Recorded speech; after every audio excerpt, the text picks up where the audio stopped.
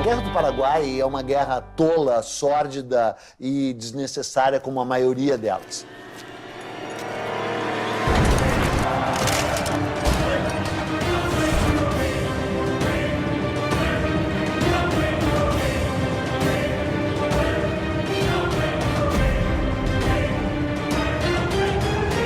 Uma guerra, a primeira vítima é a verdade. Porque a historiografia brasileira a respeito da Guerra do Paraguai era muito vagabunda, praticamente não existia. This is the most devastating war in post-colonial South American history. Aquilo foi um genocídio. Nós não tivemos o genocídio como intenção, mas nós tivemos o genocídio como efeito.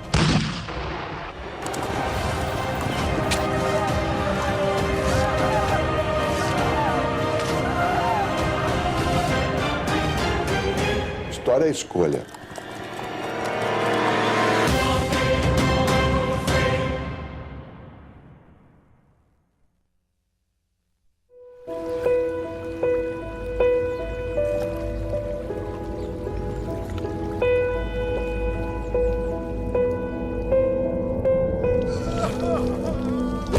Depois de 40 anos independente de Portugal, o Brasil é um gigante. Rural, pobre, analfabeto e escravo.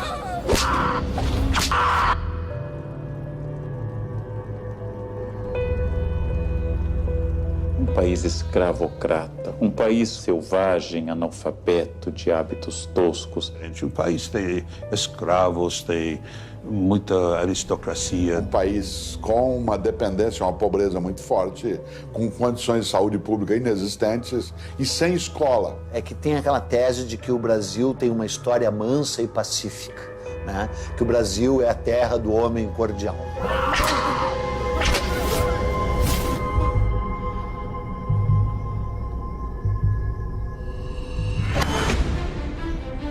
Em 1864, o Brasil é uma monarquia controlada por um homem de 38 anos, que está no trono desde os 14. Dom Pedro II. Apresenta-se Dom Pedro como um homem muito culto, mas ele é um homem muito despreparado. Quer dizer, você vê que é um homem a quem falta polimento, né? A quem falta todas as normas de civilidade. É um caipirão brasileiro. Pedro é um homem que tinha ideais e projetos, mas de fato não tinha vocação de governo. O Brasil enfrenta uma grave crise econômica e o sul do país começa a trazer notícias preocupantes. O sul do Império Brasileiro faz fronteira com 3 repúblicas: Uruguai, Argentina e Paraguai. O Uruguai está em guerra civil.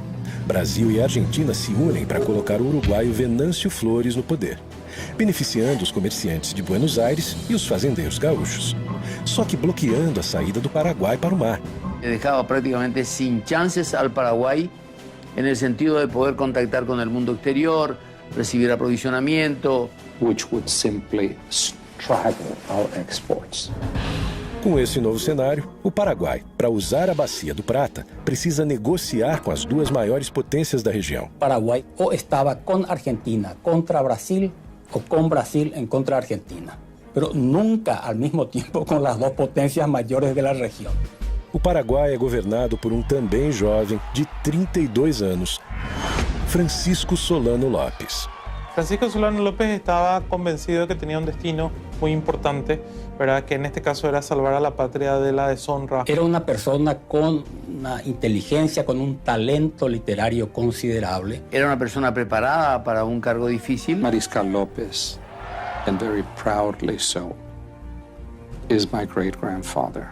Sem dúvida, ele era um sujeito inteligente, perspicaz, ambicioso. Era um homem muito controverso. E dentre os mitos da guerra, um deles é de que o Solano Lopes era um estadista com uma visão extraordinária de um grande Paraguai. A very highly educated person. Evidentemente que ele teve alguns méritos, mas acima de tudo ele era um ditador.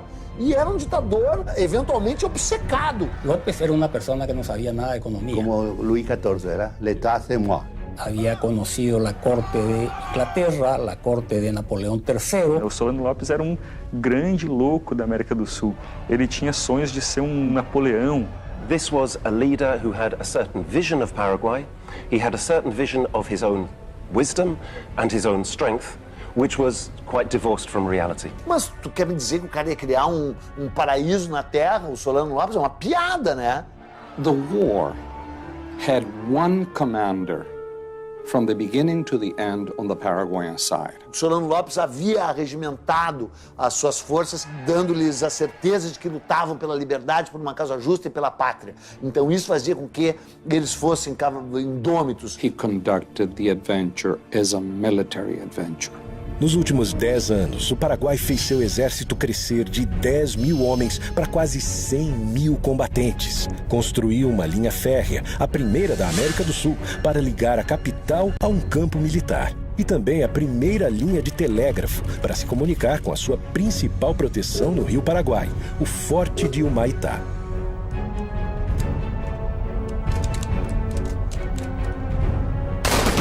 Porque tuvo todo el poder en sus manos y no midió exactamente sus limitaciones. Antes de atacar, Solano Lopes tenta conversar com o Brasil. He sends a letter off to Dom Pedro and asks Dom Pedro to honor his agreement. Mas Dom Pedro II não responde à carta que Solano Lopes envia. That is when Paraguay is forced to take action.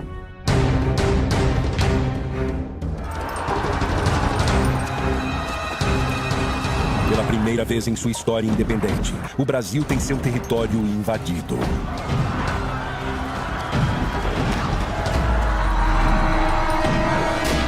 Através do Rio Paraguai, os soldados invadem Corumbá, no Mato Grosso.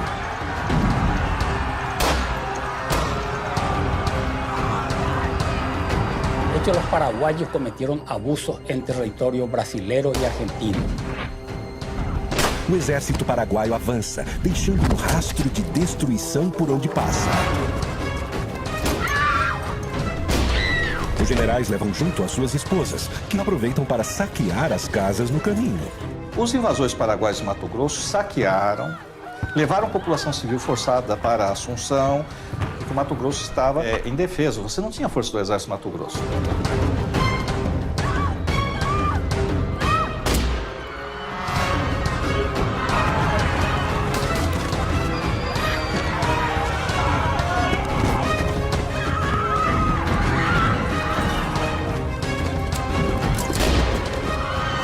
Outra frente do exército chega ao Rio Grande do Sul e toda a cidade de Uruguaiana foge. O Paraguai invade o Brasil, mas é só o começo. A partir de agora, metade de um continente vai entrar em guerra.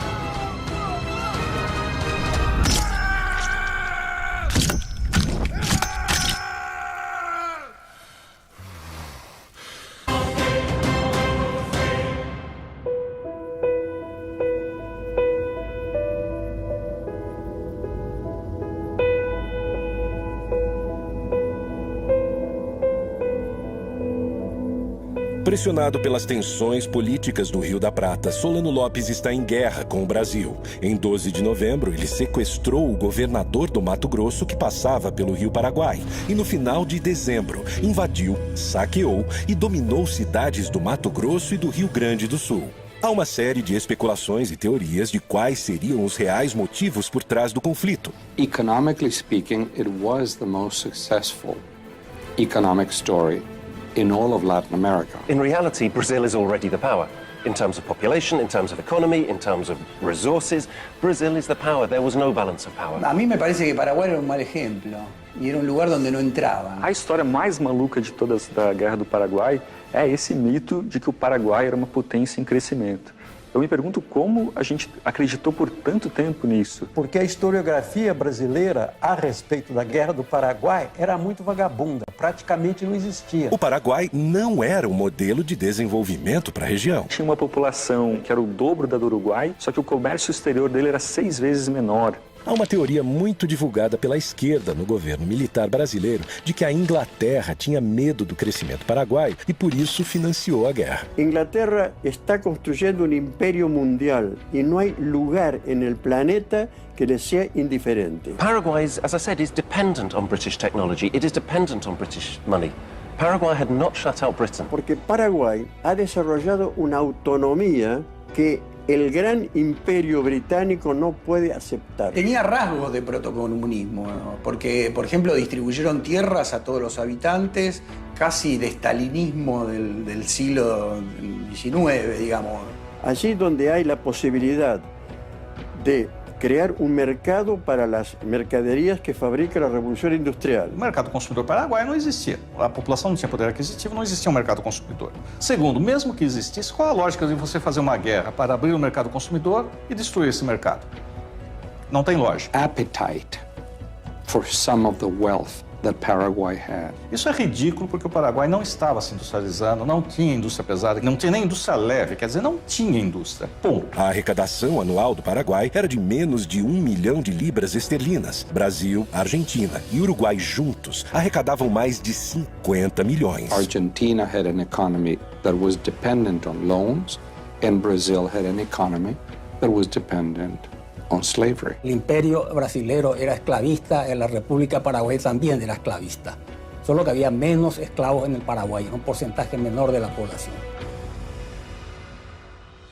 Há também outra versão que coloca Solano Lopes como louco, um Napoleão das Américas. O Solano Lopes, ele tinha delírios megalomaníacos. Ele queria fazer um grande Paraguai, pegando parte do Brasil, parte da Argentina e o Uruguai. All decision-making in Paraguay was centered upon himself. Os únicos papéis, documentos que a gente tem da época mostram que a Inglaterra tentou conter as maluquices do ditador Solano Lopes. Tem um Solano Lopes que é o ditador. Mas tem um Solano Lopes que é um ditador e que age com uma racionalidade. A Inglaterra não financiou a guerra. Tampouco o ditador paraguaio era louco. Invadir o Brasil é a opção que Solano Lopes encontra para negociar com o gigante vizinho. Na época, você atacava um país e a vitória era conquistar a capital inimiga.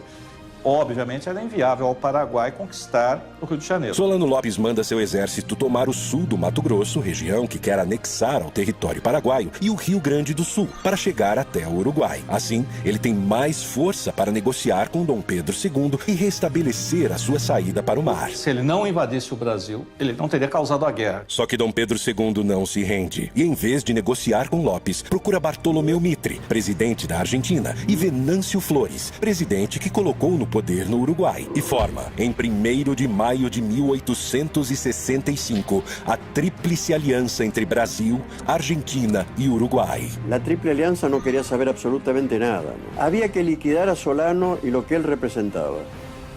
Agora, oficialmente sozinho, Solano Lopes tem duas opções: negociar uma trégua e recuar sem derramamento de sangue, ou atacar os navios brasileiros que bloqueiam a sua saída para o mar.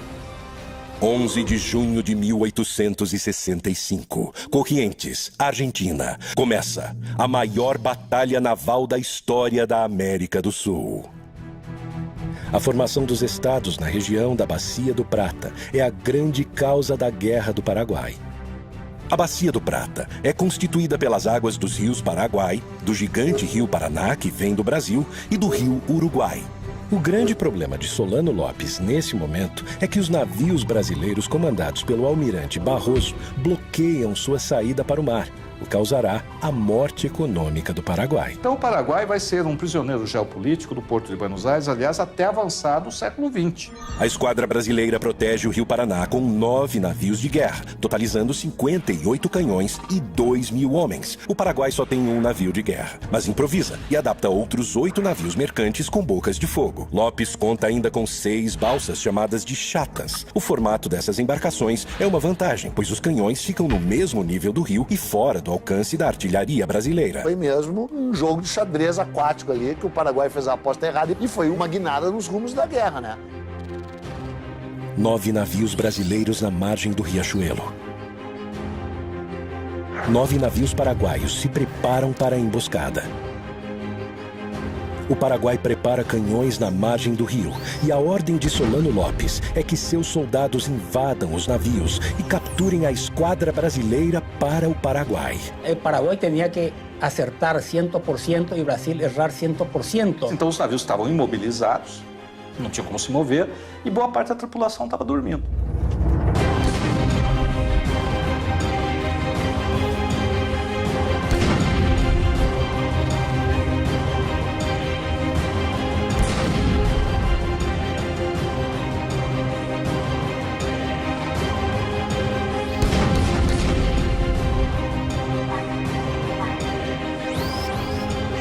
Num ataque surpresa, o Paraguai leva vantagem no início da batalha, mas uma decisão do almirante Barroso vira o jogo para o Brasil. Inspirado pelo Ariete, uma antiga máquina de guerra usada para romper muralhas e fortalezas, Barroso aproveita as embarcações brasileiras revestidas de aço para estraçalhar a esquadra inimiga. Ele parte para cima dos vapores paraguaios e muda o rumo da batalha.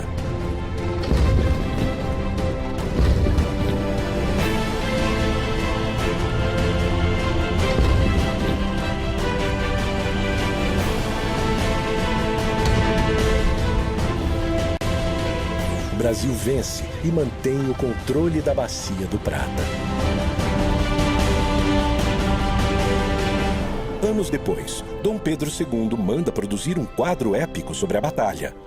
E embora o quadro seja maravilhoso, ele cheira mofo historiograficamente falando, né? Não foi assim que as coisas se passaram ali.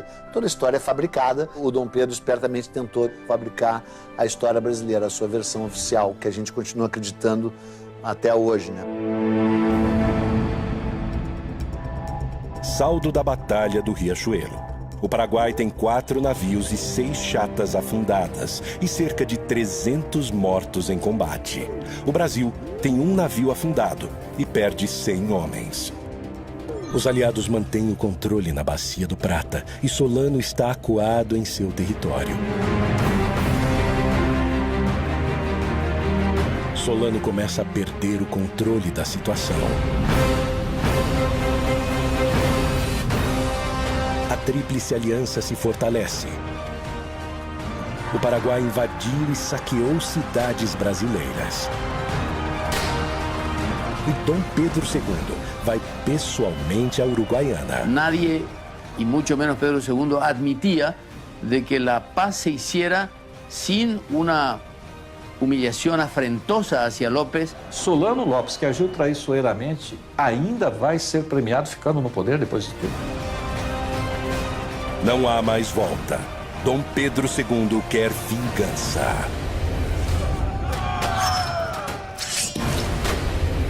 Quem vai invadir o Paraguai agora é o Brasil.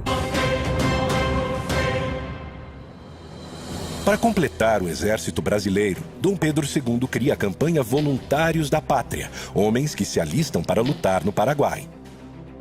Então, além de tudo, é uma guerra lutada por ex-escravos, escravos libertos, indígenas e voluntários da pátria, né? Porque voluntários da pátria é uma piada sensacional, né? O próprio imperador se nomeia voluntário da pátria número 1. Mas todos esperavam que fosse uma guerra como tinha sido sempre, né? Durava alguns meses e aí acabava. Quando a guerra se estendeu, as condições difíceis, não tinha perspectiva de fim.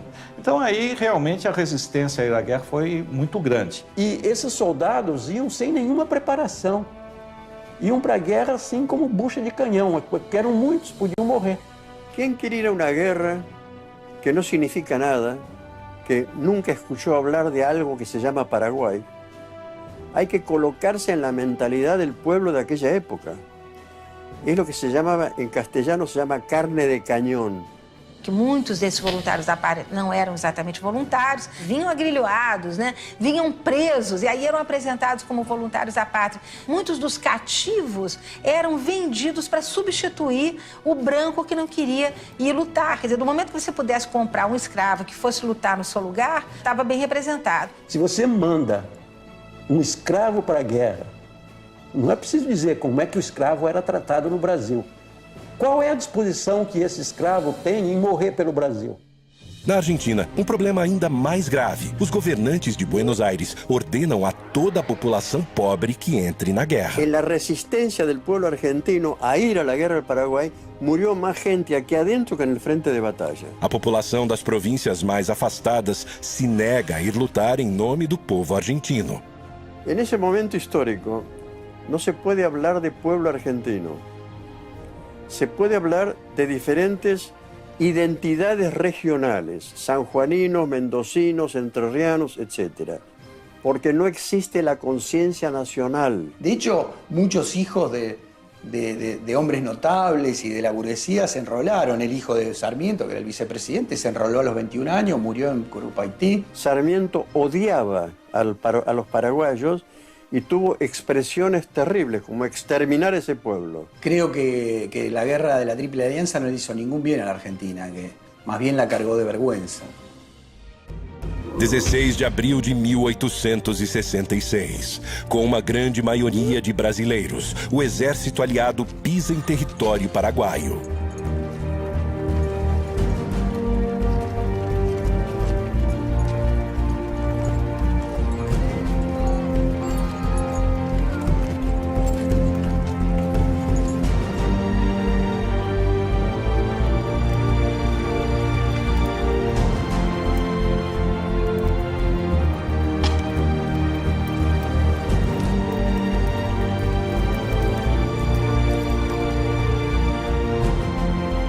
O Brasil, sem sofrer resistência, monta seu acampamento militar.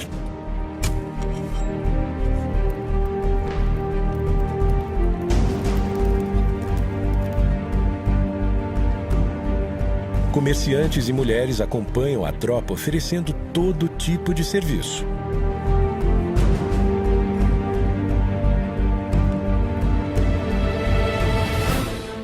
Mas o Paraguai não se rende e quer expulsar os invasores.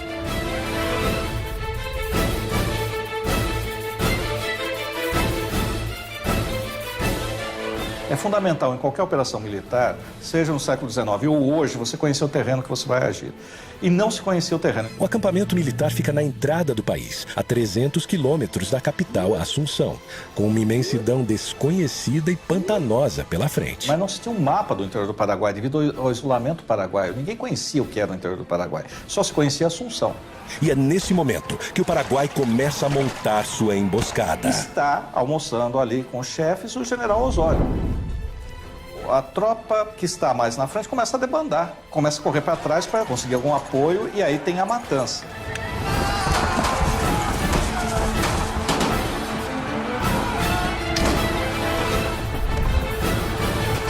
Em 24 de maio de 1866, os paraguaios invadem o acampamento brasileiro.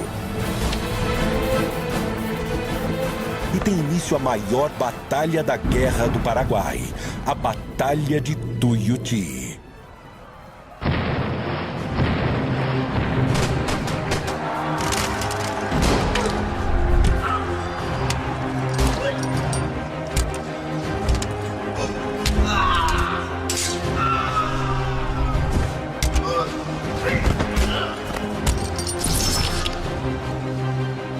Com o ataque surpresa, o Paraguai leva vantagem no início do confronto.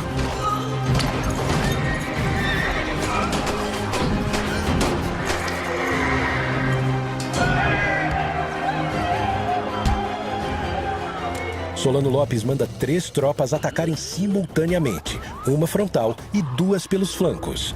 E o Osório, que tinha essa capacidade de liderança, era muito admirado pela tropa. Ele está sobre um cavalo em meio a nuvens de fumaça, em meio a barulho de explosões, a gritos, a gente morrendo. Ele consegue mobilizar, mandar um batalhão para cá, outro batalhão para lá, com a visão militar, ou seja, esse batalhão vai e vai ser sacrificado. Ou seja, quase todos vão morrer. Agora, por que esse batalhão vai? Porque confia nele, confia na liderança militar.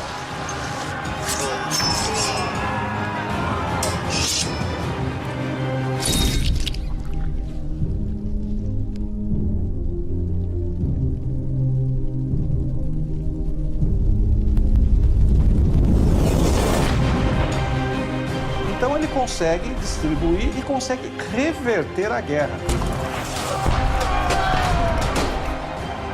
Que o centro da resistência aliada vai ser os canhões da artilharia que estão colocados um pouco à frente do quartel-general.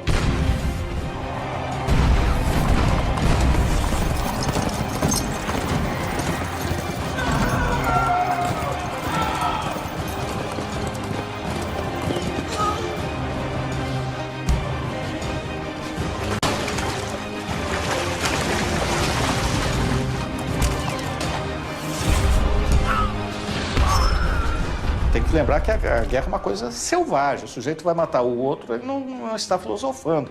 Ele está com ódio.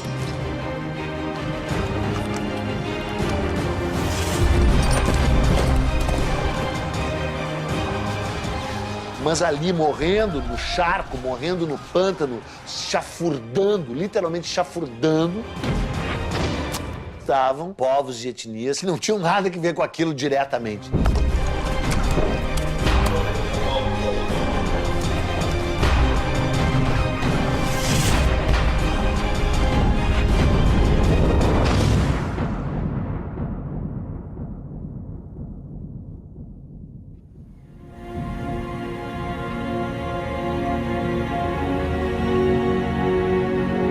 Como resultado da Batalha do Tuiuti, o Paraguai perde 13 mil homens, o melhor de seu exército. Os aliados, juntos, perderam 4 mil homens. Mas não há motivos para comemorar.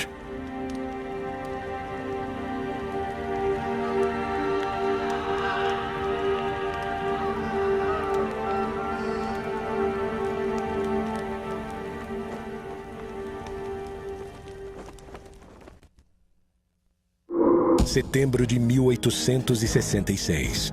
O Brasil continua acampado em Tuiuti e o Paraguai se protegendo no quadrilátero em volta da fortaleza de Humaitá. O Brasil teve que lutar contra uma fortaleza que ele próprio tinha construído para os paraguaios, né? E que se sabia inexpugnável. A fortaleza de Humaitá é a grande proteção do Rio Paraguai. Para chegar em Assunção, é preciso passar por ela.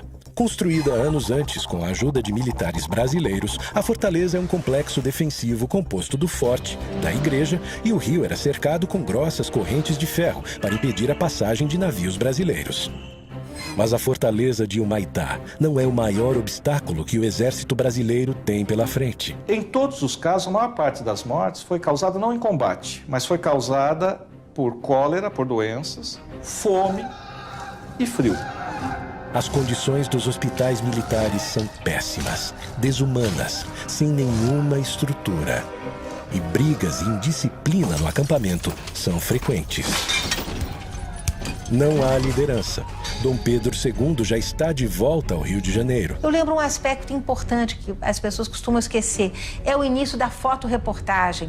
Os jornais todos vão publicar fotografias. Tem fotografias que sofrem, entre aspas, Photoshop. Quer dizer, parece que o Dom Pedro está no campo de batalha, mas não está. A fotografia foi tirada no estúdio. Aí botam ele lá no campo de batalha. A guerra parece ter chegado a um impasse, mas Dom Pedro II guarda uma surpresa, um novo aliado que irá redesenhar os rumos da guerra. 2 anos de guerra. O Brasil continua preso em seu acampamento e o Paraguai se fortalecendo em Humaitá. As condições do exército estão lastimáveis. Vai entrar em cena o maior militar brasileiro da história. É um homem que se transformou no único duque que o segundo reinado produziu. Duque de Caxias. E aí ele chega para pôr ordem na casa. E a primeira coisa que ele tem que fazer é restabelecer a disciplina. Por exemplo, os hospitais estão lotados, mas todos estão feridos. Aí ele descobre que 1/3 que está lá está simulando doenças. O Duque de Caxias dizia para quem quisesse ouvir que o exército brasileiro não tinha armas, estava despreparado, ia enfrentar um clima totalmente hostil. Os que foram para a guerra eram civis e contra a vontade em grande parte.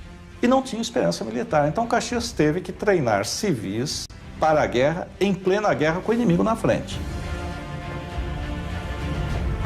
E ele vai remontar, vai disciplinar o exército, vai rearmar o exército, vai inovar.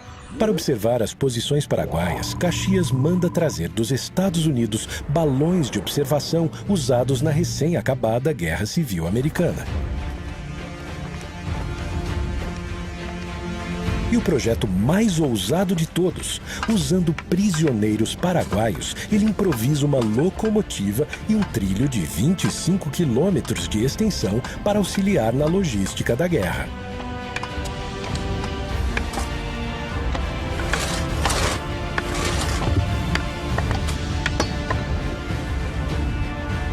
Vai começar a série de batalhas conhecida no Brasil como Dezembrada e no Paraguai como Dezembro Negro.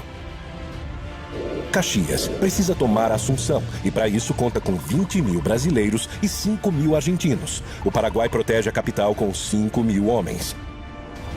A esquadra brasileira derruba a fortaleza de Humaitá. Foi uma batalha terrível por uma fortificação que a engenharia militar brasileira cedeu ao Paraguai anos antes, já naquele barril de pólvora que era aquela bacia do Prata inteira ali, né? Às margens do rio Itororó, a primeira batalha que o Paraguai resiste bravamente. Quem ataca nessa guerra até um determinado momento leva desvantagem.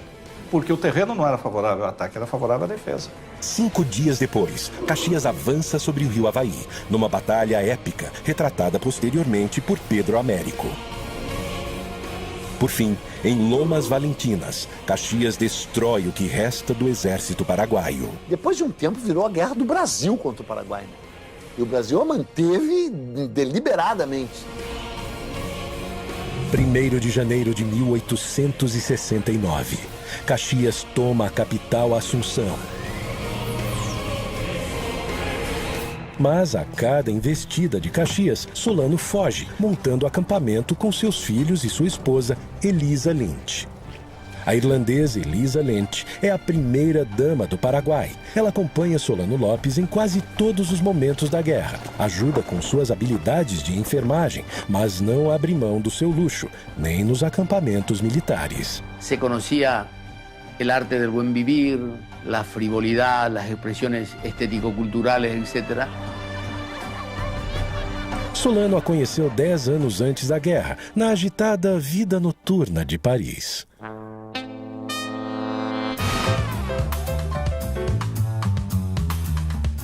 Solano Lopes era o jovem diplomático mais rico em Paris. Era o grande momento das cortesanas e também das prostitutas. Os inimigos apontam ela como prostituta. E ela vivia do quê? Certo? Então, ela é acusada de prostituta. Ela era um símbolo sexual para os exércitos inimigos. Possivelmente, ela teve algum contato muito breve com esse mundo. Parte de todo isso era uma mulher rubia e bella. E isso é um pecado inadmissível para ela.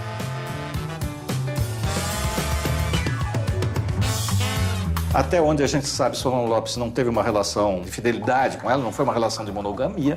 Num primeiro momento, talvez ela fique interessada por ele, pelo exotismo, mas no segundo momento eu acho que realmente ela se apaixona por ele e realmente é uma relação real, certo? Não é uma relação por interesses monetários, embora ela tenha saído rica dessa relação.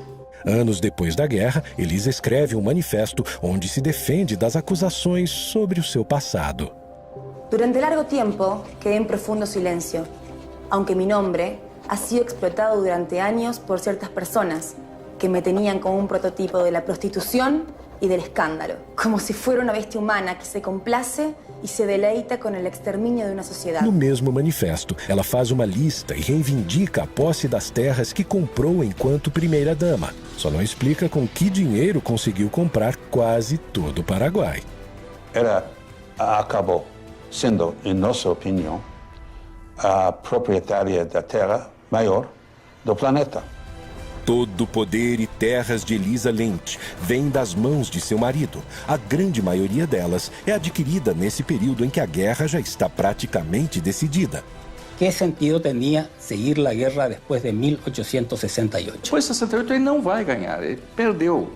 Ele podia negociar a derrota. En 1868 la guerra estaba perdida, absolutamente perdida. Una guerra que obviamente ya para esa altura ya estaba perdida. Y cuando ya no había razones para seguir resistiendo, ¿para qué resistir? Solano Lopes dá ordens para que as cidades paraguaias sejam abandonadas à medida em que o exército inimigo avança. Assim, ele pretende evitar a vingança brasileira e um massacre ainda maior. Ele dá ordens da população civil sair, para os aliados não terem acesso a comida, a apoio, a informações. Só que essa população civil tem que sair, são basicamente o quê? Mulheres e crianças. Tem que sair forçadas, sem meio de transporte, sem comidas. Resultado, você tem uma mortandade da população civil que não tinha mais sentido militar. A destruição do Paraguai é feita pelos aliados? Evidentemente é feita pelos aliados, que estão avançando. Mas por que estão avançando? Porque o outro lado, que sabe que não pode ganhar a guerra, não quer se render. O povo paraguaio apoyaba Solano López. El hecho de que la familia López no era tan terrible está en la manera como el pueblo paraguayo acompañó a López hasta el último momento. Claro que o conceito de patriotismo é muito relativo e cada sociedade constrói os seus padrões. Mas, estritamente falando, não tinha mais sentido militar nenhum você manter essa população fugindo, se retirando, sendo vítima da guerra.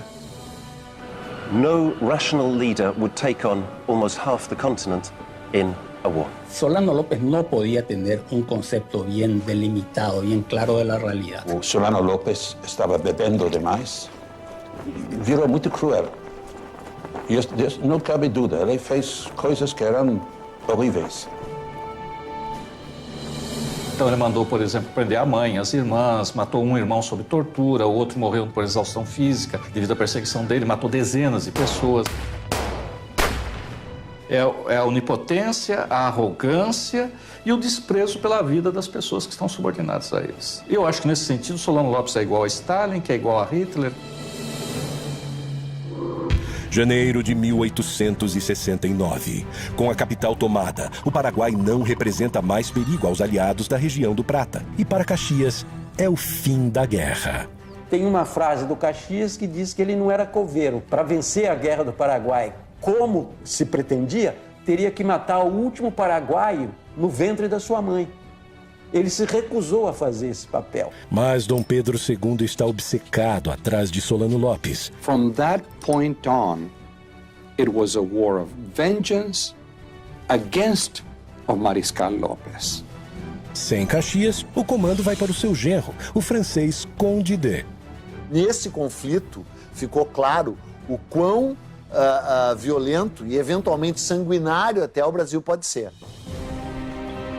Enquanto continua sua fuga, Solano Lopes usa o que sobrou da população para retardar o avanço brasileiro. Cumprindo ordens de Solano, o general Cabaleiro comanda crianças para lutar com o exército inimigo. Teve um grau de crueldade e violência do exército brasileiro, né, desmedido.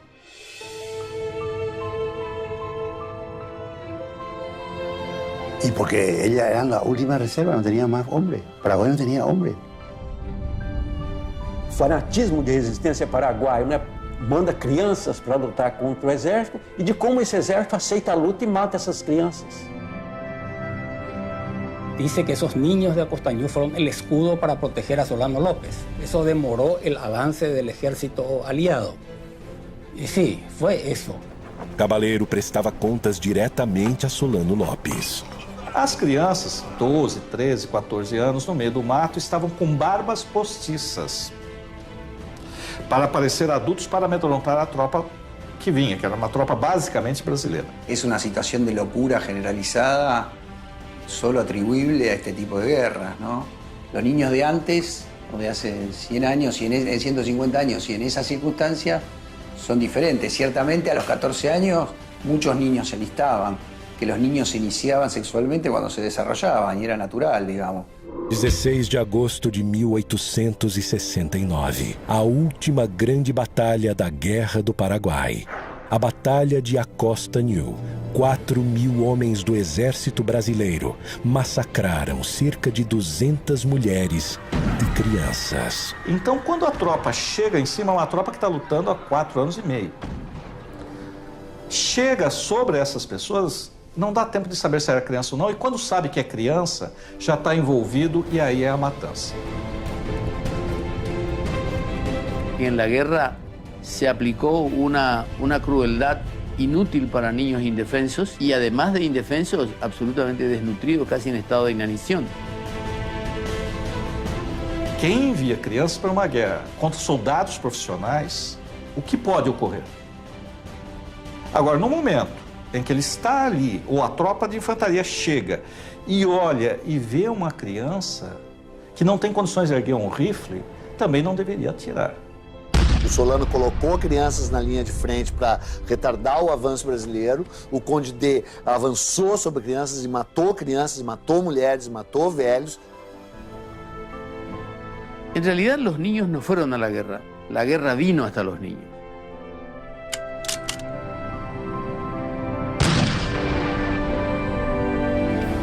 Só há culpados, não há inocentes nessa história aí, né?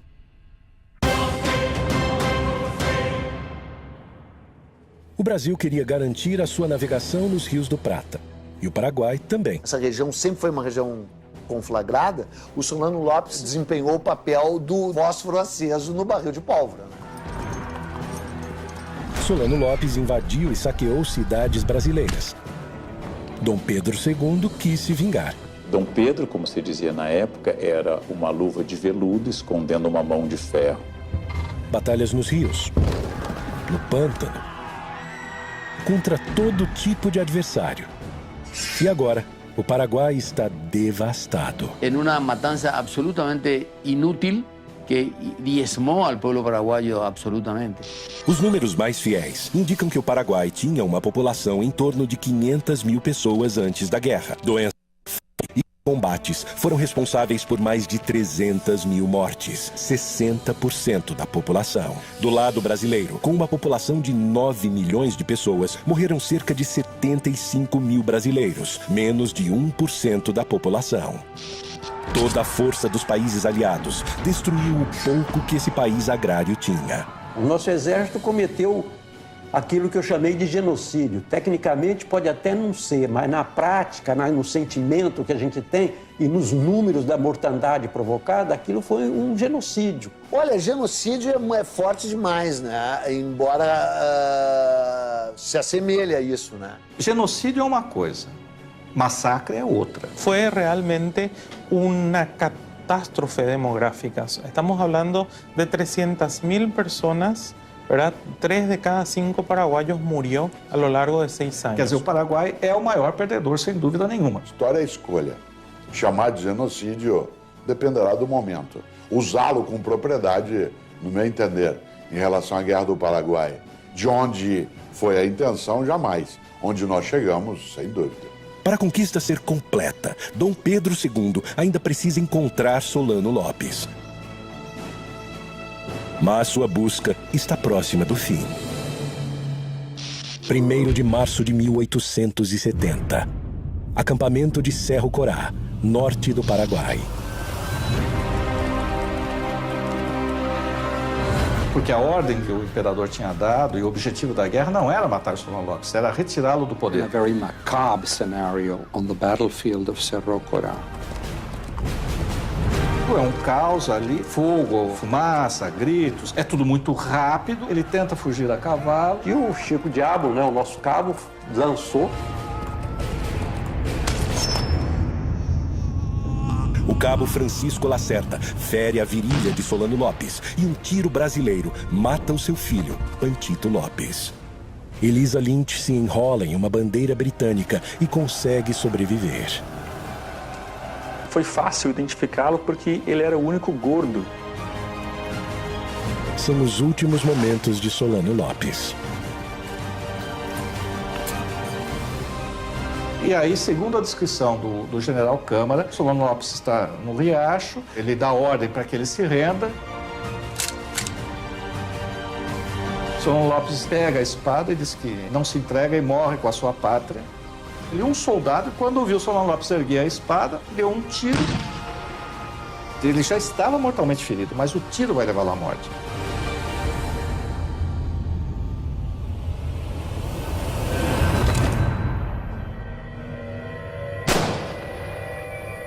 Um verdadeiro patriota leva a sua pátria ao fim.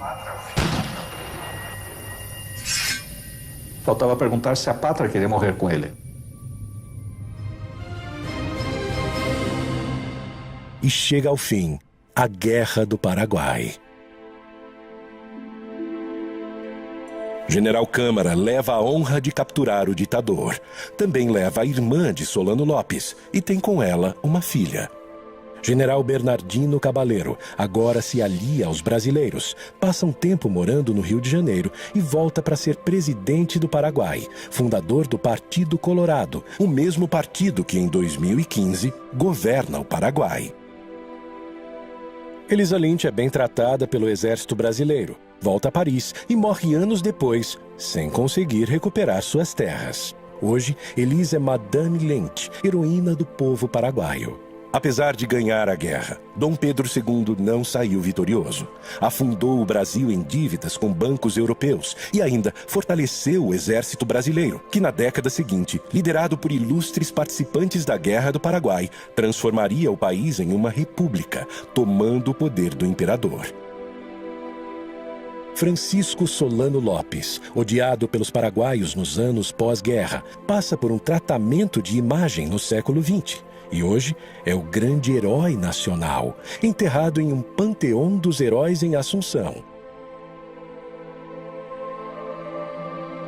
Lo que hicieron con Paraguay fue transformarlo en un país más pobre, más destruido, digamos, lo liquidaron a Paraguay. Todos perdieron finalmente, todos calcularon mal. It's time to be honest with our past and sincere with our own history. Es un golpe muy serio para la monarquía brasilera, que reveló una gran ineficacia en el manejo militar. The responsibility rests with successive Brazilian governments. É uma página sórdida da história do Exército Brasileiro. Não foi uma guerra em defesa da liberdade, não foi uma guerra para salvar a honra do Brasil. Os nossos soldados não foram heróis. Brasil, Argentina, Uruguai e Paraguai resolveram com ódio e sangue inocente suas questões econômicas. Será que o tempo foi capaz de apagar todas as marcas?